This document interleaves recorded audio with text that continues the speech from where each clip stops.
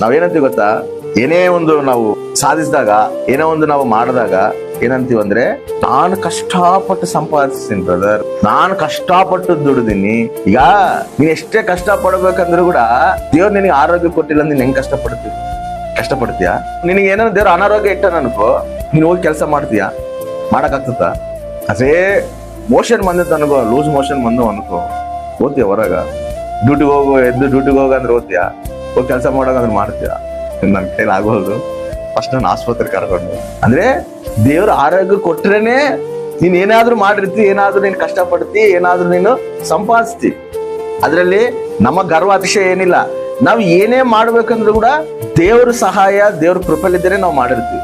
ಮತ್ತೆ ಇಷ್ಟೆಲ್ಲ ದೇವ್ರು ಸಿದ್ಧಪಡಿಸಿ ನಮ್ಗೆ ಕೊಟ್ಟಾಗ ನಾವು ನಿಜವಾಗ್ಲೂ ದೇವರಿಗೆ, ನಾವು ದೇವ್ರ ಮಂದಿರದಲ್ಲಿ ಬಂದಾಗ ನಾವು ಆ ರೀತಿ ದೇವ್ರನ್ನ ಆರಾಧಿಸ್ತಿದೀವ. ಇವತ್ತು ನಾನು ಜೀವಿಸ್ತಿದ್ದೀನಿ ಅಂದ್ರೂ ಕೂಡ ನೀನ್ ಕೊಟ್ಟಿರೋ ಆರೋಗ್ಯ ಅಲ್ಲ ಪ್ರಭು,